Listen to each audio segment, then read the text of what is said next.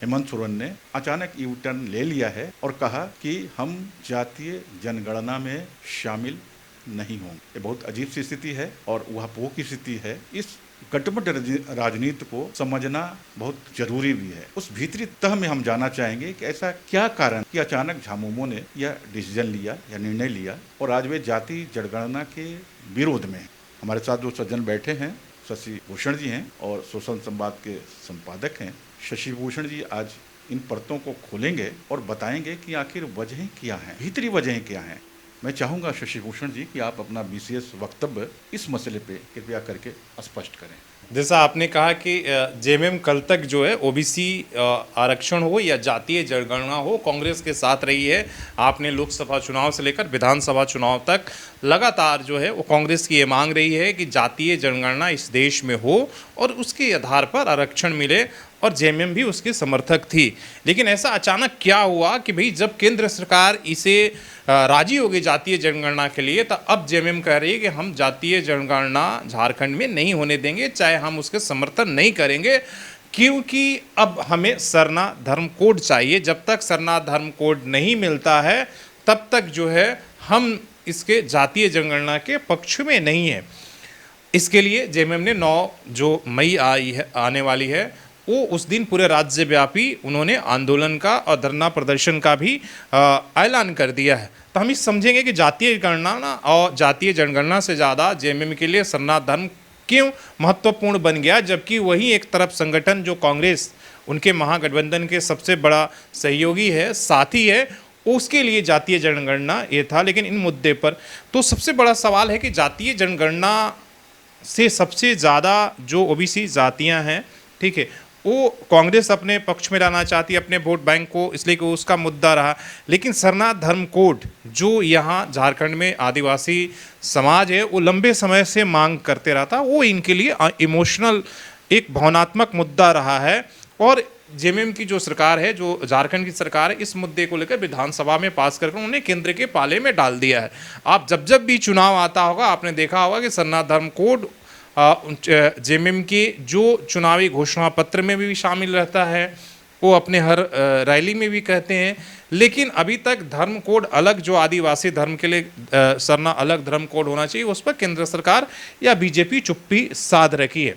तो आप समझिए कि इस मांग के जरिए जो है जेएमएम अपने जो कोर वोट बैंक है, आदिवासी समुदाय है, उसको साधना चाहती है, वो अपनी मजबूत करना चाहती है कि इस सरना धर्म कोड के मांग के जरिए हम जो है इस मांग पर अगर हम आंदोलन करते हैं और तो हमारा जो आदिवासी वोट बैंक है, जो उसको दिख रहा था कि कुछ अगर उससे, जैसे मान लीजिए कि बीजेपी के तरफ चंपई सोरेन जब से गए हैं, वो लगातार आदिवासी वोट बैंक में, भले ही वो विधानसभा में सफल नहीं हुए, बीजेपी सफल नहीं हुई है, लेकिन जिस तरीके से चंपई सोरेन लगातार संथाल परगना हो कोल्हान के अंदर वो आदिवासी समुदाय के बीच में काम कर रहे हैं, जिस तरीके से जो मुद्दे उठा रहे हैं, तो संगठन उनके साथ आ रहे हैं। जो वो लफ्ज़ जिहाद का मुद्दा हो, वो धर्म परिवर्तन का हो, वो घुसपैठिए का मामले, इसको लेकर चंपई सोरेन लगातार जो है वो एग्रेसिव हैं बीजेपी के तरफ से।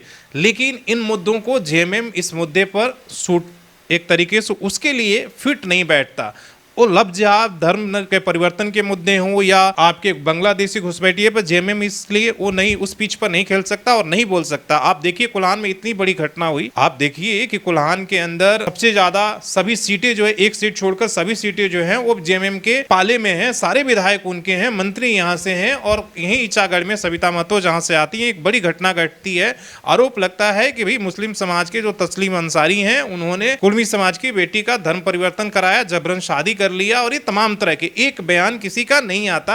बीजेपी उस मुद्दे को लेकर, बीजेपी के जो सांसद है वहां जाते हैं, बीजेपी के प्रदेश अध्यक्ष लगातार सोशल मीडिया पर बोलते हैं। तो ये सारे मुद्दों को एक तरीके से कहीं ना कहीं बीजेपी उठाकर जो है आदिवासी सेंटिमेंट के साथ उनको वो जेएमएम के वोट बैंक में सिंध लगा रही थी।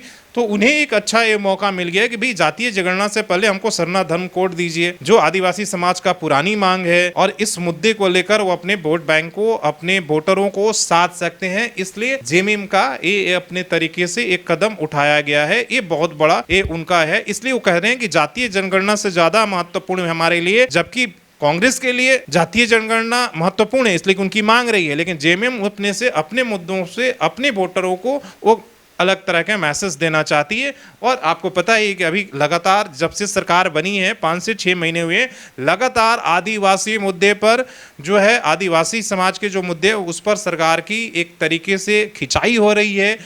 तमाम संगठन वो उनसे नाराज चल रहे हैं।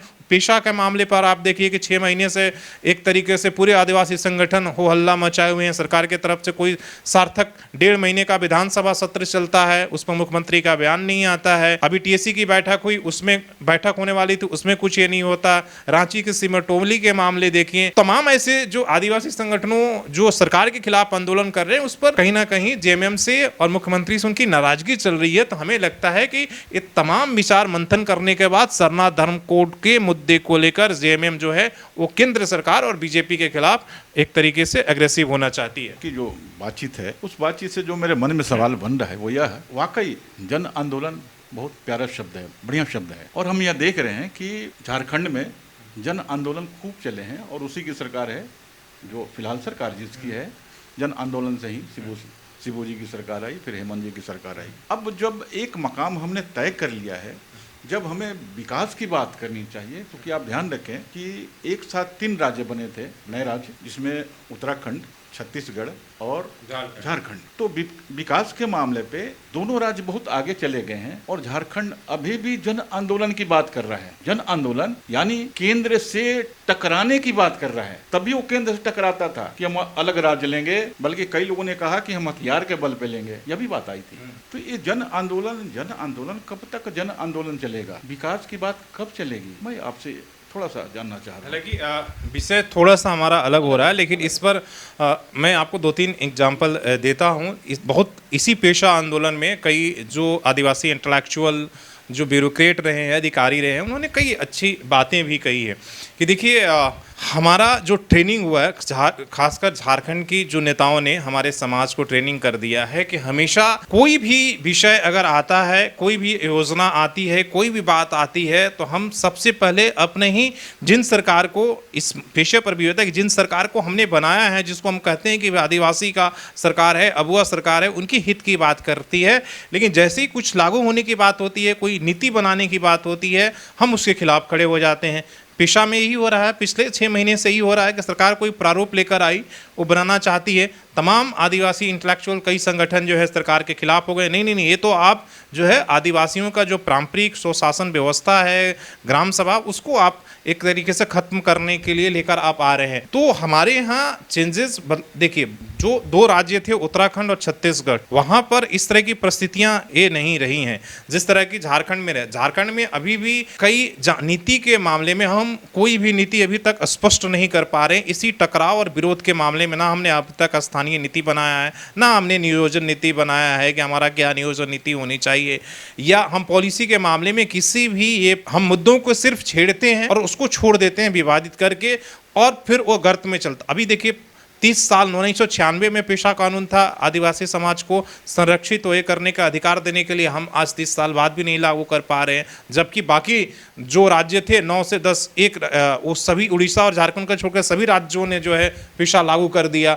तो हमारे यहाँ जो हमारे नेताओं का है, या कह सकते हैं, या हमने ऐसा एक सिस्टम बना दिया है कि अगर हम कोई भी चीज लेकर आएंगे, कुछ ऐसा इको सिस्टम बन गया है कि उसके विरोध में कुछ लोग खड़े हो जाएंगे, वो आदिवासी हित के नाम पर, झारखंड हित के नाम पर उसका विरोध करने लगते हैं और वो कोर्ट तक मामला चल जाता है और सालों साल तक चलते रहता है। तो हमें लगता है उसे बदलने की जरूरत है। और जब तक ये काम हमारे जो लीडर हैं वो नहीं करेंगे, इस बात को नहीं समझेंगे। आप अभी जैसे मुख्यमंत्री विदेश गए थे कि हमारे यहाँ निवेश आनी चाहिए, कंपनियां लगनी चाहिए, लेकिन कल आप घोषणा करिए कि हम कोई कंपनी, देखिए कितने संगठन वहां पर खड़े होते हैं विरोध करने के लिए, और सरकार वहां से गायब हो जाएगी। लास्ट में कंपनी ही जो है वहां से हार कर प्रोजेक्ट को लेकर चले जाएगी कि हमको चलो किसी और राज्य में लगाते हैं।